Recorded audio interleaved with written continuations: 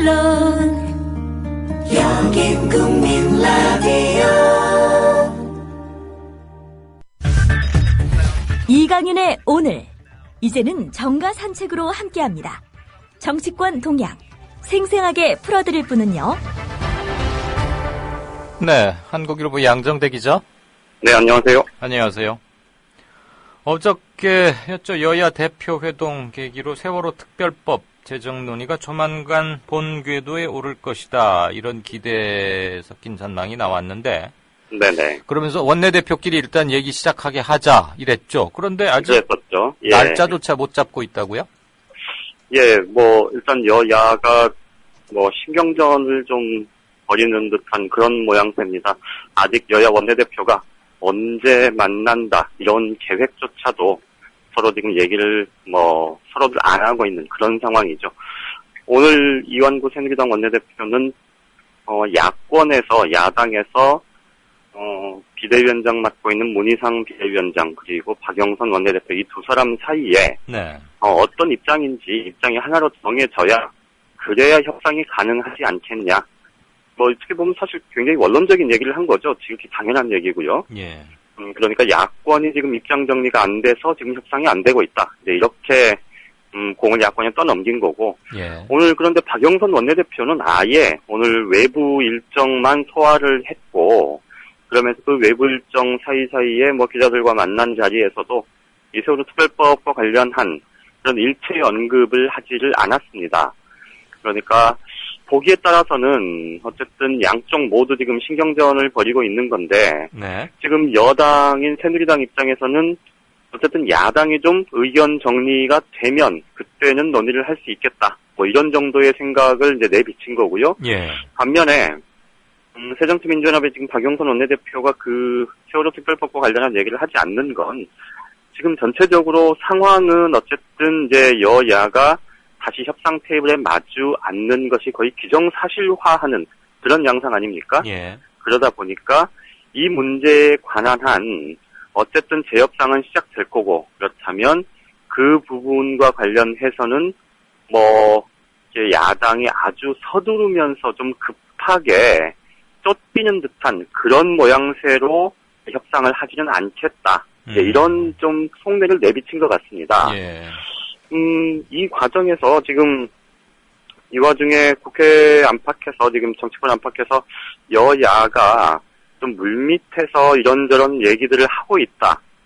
접촉을 하고 있다. 또 의견을 나누고 있다. 이런 얘기들이 조금씩 나오긴 하는데 네. 실제 아직 확인은 안 되고 있는데요. 어쨌든 지금 여당에서는 이 새누리당은 박근혜 대통령이 수사권 기소권은 절대 안 된다고 얘기를 했고 지난 8월 19일 2차 합의안이 사실상의 마지노선이다. 라는 뉘앙스의 얘기를 했고 예. 그거에 따라서 지금 거기서는 어쨌든 한 발짝도 양보할 수 없다는 얘기를 이제 친박 강경파들이 계속해서 하고 있지 않습니까? 예. 그런데 이제 이건 이제 정치적인 해법을 마련을 해야 된다는 그 주문이 사실은 그래서 어떻게 보면 여권을 향해서 니네가 정말로 진정성을 보일 수 있겠느냐라는 그 압박이 들어가야 맞을 텐데 예. 사실은 좀 그 압박은 언론이든 아니면 시민사회단체 쪽이든 어쨌든 정치권 바깥에서 그런 압박이 그렇게 크지는 않은 상황인 것 같고요. 오히려 이제 고민은 실제로 지금 새정치민주연합 쪽에서 굉장히 많은 것 같습니다. 어허. 수사권 기소권을 직접 요구하지는 않을 거라는 취지의 발언을 예. 지금 문희상 비대위원장이 공개적으로 한 바가 있죠. 예. 그리고 이제 당 안팎의 전문가들이나 혹은 이제 당 내에서도 실제로 이제 이게 특검 추천권과 관련한 부분에서 양보를 실질적으로 얻어내는 게 현실적이다. 이제 이런 얘기들이 나오고 있어서 오늘 내일 여야 원내대표간 회동이 있을 가능성은 거의 없어 보이고요. 특히나 지금 야당 입장에서는 이제 비대위 막 꾸려가고 새롭게 이제 전열을 정비하는 상황이라 예. 내일 모레 지금 26일 금요일 날 지금 정의학 국회의장이 본회의 일정을 잡아놨지 않습니까? 예. 예. 이 일정에 끌려가는 것 이것이 좀 전반적으로 이 전국의 주도권을 여권에 완전히 뺏기는 것일 수 있다. 이런 네. 판단을 하는 것 같아요. 오히려 그 시간표의 얽매임은 협상력의 카드를 저쪽에 넘겨주니까 아예 그렇죠. 예. 자기 타임테이블대로 가겠다. 서두르지 예, 않겠다. 네네. 그래서 지금 야권에서는 오늘 공개적으로 26일 본회의는 어렵다. 이런 얘기를 지금 하기 시작했고요. 그래서 네. 29일 날, 다음 주 월요일 날 본회의 열어서 필요한 법안들 처리하는 게 어떠냐. 이렇게 지금 제안이 들어간 상태라고 합니다. 그러니까 이번 주는 어쨌든 좀 여야가 공식적인 협상 테이블이 마련이 되더라도 실질적인 진전을 보기는 쉽지 않은 것 같고요. 네. 특히나 지금 여권에서는 야권이 이제 수사기사권을 직접 하지 않는 대신 특검 추천권에 있어서 일정한 양보를 요구하고 나설 텐데, 예. 이거에 대해서 지금 박근혜 대통령이 선을 확 그어놨기 때문에, 예. 사실은 여당 지도부가 지금 운신의 폭이 굉장히 좁은 상황에서 지금 박근혜 대통령도 밖에 있잖아요. 예. 그러다 보니까 새누리당이 사실 움직임이 아주 적극적으로 나가기가 굉장히 어려운 상황입니다. 예. 그래서 이번 주는 구체적인 진전을 이루기는 쉽지 않은 그런 상황인 것 같습니다. 그러면 26일 날 새누리당은 본회의를 강행하려고 할 거고, 예. 경우에 따라서는 충돌이 벌어질 수도 있겠네요. 아마 충돌이 벌어지거나 그러지는 않을 것 같고요. 그러니까 지금 이제 정의용 국회의장이 어쨌든 그 의사 일정을 직권으로 결정을 해놓은 상태고, 그러니까 본회의는 이제 열리게 돼 있는데, 네. 그 본회의에 이제 안건을 올릴 게 사실은 이미 이제 본회의에 부의돼 있는 91개 법안과 2개인가 이렇게 결의문인가 예. 뭔가 해서 이제 그렇게 해서 총 93건이라고 그러죠? 93건의 안건이라고 하는데, 이제 이거를 전부 올리더라도 네. 그 중에서 지금 야당이 강력하게 반대하고 있는 법안, 예. 그러니까 최근에 논란이 되었던 그런 법안들은 아직 본회의에 부의가 되지 않은 상태이기 때문에 예. 여당이 151명 이상을 출석시킬 자신이 있으면 아마 단독으로 본회의를 열 거고요. 예. 그렇지 않으면 예.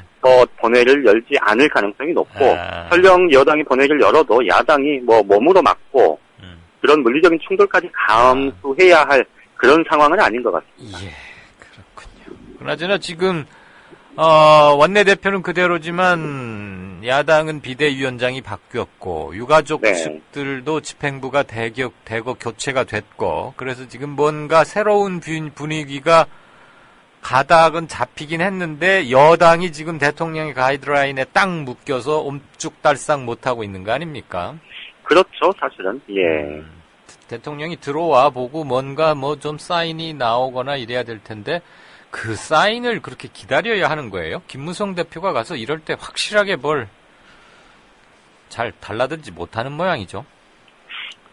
다들, 김무성 대표에게 바라는 김무성 정치, 이런 것들이 좀 있을 텐데, 어쨌든 지금 김무성 대표 입장에서 보면, 최근에 이제 혁신위 구성과 관련해서, 이 친박계들이 공개적으로 지금, 비판 목소리를 높이고 있고, 예. 이런 부분들, 그리고 아직 좀, 여기 박근혜 대통령과 직접 각을 세우면서 가기엔 좀 부담스러운 당 안팎의 상황, 이런 것들 때문에 김무성 대표가 이원구 원내대표 쪽에 의견 전달은 할지언정 예. 좀 상황을 이렇게 확 끌고 가는 그런 타이밍은 아직은 아니다, 이렇게 판단을 하고 있는 것 같아요.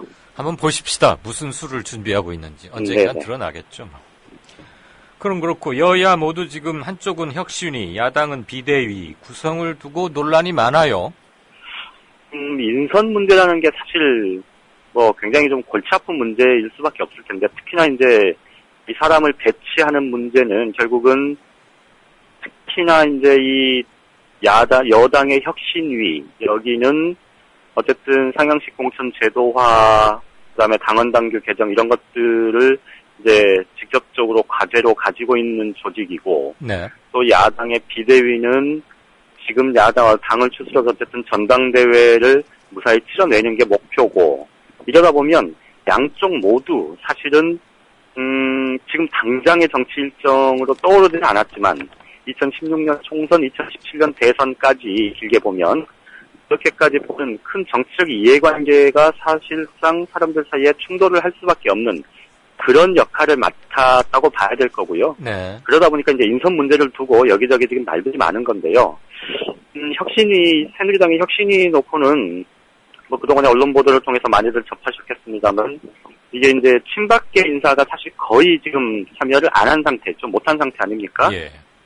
그러다 보니까 친박계에서 지금 뭐 아주 노골적으로 비판의 목소리들이 나오기 시작했고, 그리고 이제 김문수 전 경기지사가 혁신위원장이 됐는데 실제로 지금 그 혁신위원 10명 중에서 이른바 김문수 사람이다 이렇게 얘기할 만한 사람이 지금 재선에 김용태 의원 1명밖에 없습니다. 네네. 그러다 보니까 이제 외부 인사를 한 9명 정도까지 꾸려내겠다 이렇게 얘기를 했지만 실제 지금 외부 인사 영입 작업이 녹록지가 않은 모양이고요. 예. 이래서 전직 의원들 중에서 이른바 김문수 사람이다 이렇게 평가받는 몇몇 인사들의 이름들이 거론이 되고 있는데 네. 뭐 예를 들면 이런 사람들입니다. 뭐 청취자분들 잘 아실 텐데 그 뉴라이트 운동했었던 신지호 전 의원 예.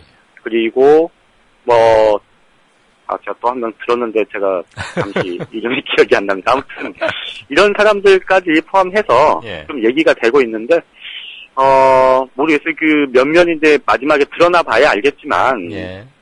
과연 이렇게 정말로 이렇게 혁신이라고 하는 보수 혁신의 아이콘을 만들겠다 새누리당을 뭐 이렇게 얘기했던 김무성 대표의 의중이 얼만큼 드러날지 네. 뭐 그건 좀 지켜봐야 될 것 같고요. 어쨌든 친박계는 굉장히 좀 불쾌하다는 것을 지금 감추지 않고 있는데 이게 이제 결국은 다음 총선 대선까지 보는 이런 큰 판을 짜는 예. 그런 조직이라는 생각 때문에 친박계는 지금 굉장히 부글부글하는 그런 모습이고요.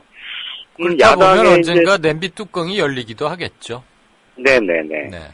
그리고 이제 야당에서는 비대위 구성 관련해서 어제 잠깐 말씀을 드렸습니다만 지금 뭐 이른바 중도파라고 본인들이 지칭하는 예. 그 의원들이 왜 우리 대변할 사람은 없냐. 예. 뭐 이렇게 오늘 그 문희상 비대위원장 만나서 얘기를 했다고 해요. 네. 그래서 이제 사실은 비대위 꾸리면서 문희상 위원장이 김한길, 안철수 이 두 사람의 참여를 요청을 했는데 이제 두 사람이 모두 일단 선사례를 쳤다고 하는데 지금 뭐 내부에서는 김한길 전 대표가 조만간 비대위에 참여를 하게 될 거다. 뭐 이런 얘기들이 조금씩 나오고 있고요. 예. 또 이제 외부 인사를 그럼 전원 배제하고 당 내 인사로만 꾸리는 게 적절하냐 이런 비판도 좀 있어서 실제로 외부 인사 영입 문제도 문희상 비대위원장을 중심으로 내부에서 좀 검토를 하고 있다고 합니다. 예.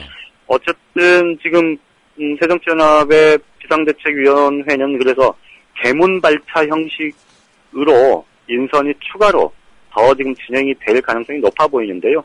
어쨌든 지금 중요한 건 이왕에 어제도 말씀드렸지만 이왕에 이 당내 개파의 수장이라고 불릴 만한 인사들이 이 참여를 한 만큼 실제로 좀 대충 섞어서 가는 그런 것보다 정말로 좀 단호하게 끊을 거는 끊어내고 그렇게 가야 될 텐데 실제로 이게 이제 자기 손목 발목을 자르는 일이라 예. 이분들이 얼만큼 그 의지를 보여줄 수 있을지는 관전 포인트죠 앞으로. 그렇죠. 예, 그거는 좀 장담하기는 쉽지 않은 그런 상황인 것 같습니다. 어차피 모든 위원회나 인사 한번 하고 나면 약간의 뒷말들은 다 나오는 거고. 그렇죠. 조직 강화 특위 어떻게들 채워가느냐. 개파 색깔 정말 안배 또 한 만큼 배짱 있게 독배를 들이키면 안 되겠죠.